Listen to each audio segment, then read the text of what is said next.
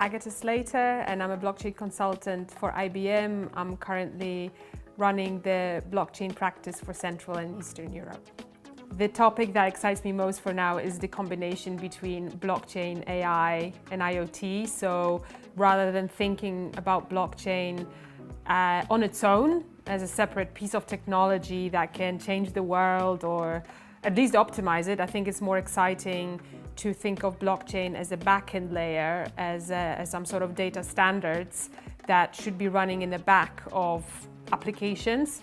But I think that AI and IoT can push it to the next level. IoT is already used in billions of devices and sensors, and AI is already taking over our daily tasks, creative processes, and we need that layer of immutability, transparency, auditability for AI and IoT. And also when you combine blockchain, AI and IoT together, you're also creating completely new economic models and new ways of collaboration and creating value. I think right now we are a really good moment to talk about these things, as solutions such as ChatGPT are becoming available to us all. Questions will start popping up. What is actually happening to my data?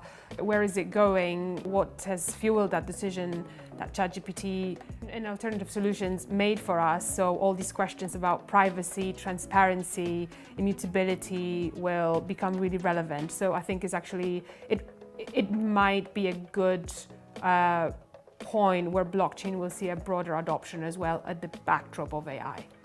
My piece of advice for women wanting to enter the Web3 space is to find a mentor who's going to support you along the way.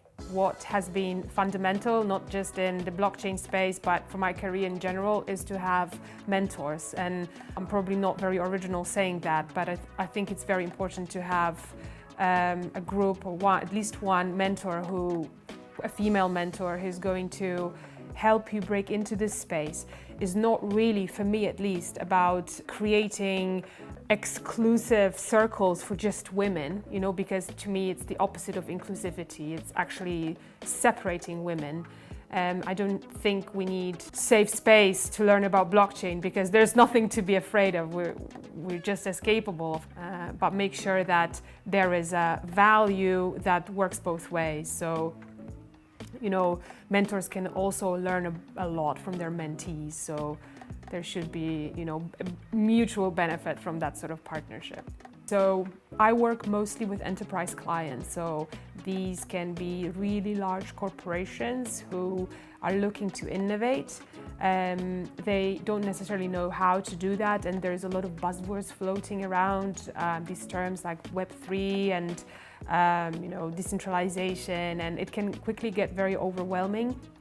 So I think the right thing to enter this space is to do it on your own terms, so slowly and in line with your core business. So if you can build foundations around your core business and build a solid roadmap that is not necessarily going to flip your business model upside down to begin with, but that is feasible from a variety of angles, then that's the right approach. Web3 offers such fantastic opportunities for businesses that there is a lot of space there to work with new business models, open up new revenue streams, but it all needs to happen in a correct way. So I have a very open approach towards regulation. I think it must happen. First of all, to make everyone feel safe. I think the reason why many enterprises, and again, this is my primary clientele, are not really jumping into this space because they're afraid. There's a lot of misconception about blockchain as a technology is associated with the unregulated cryptocurrency market, and there is a bit of a fear about accountability, compliance. So I think if we have a firm regulatory layer on top of that, it will really be a breakthrough for businesses to really start innovating with this space.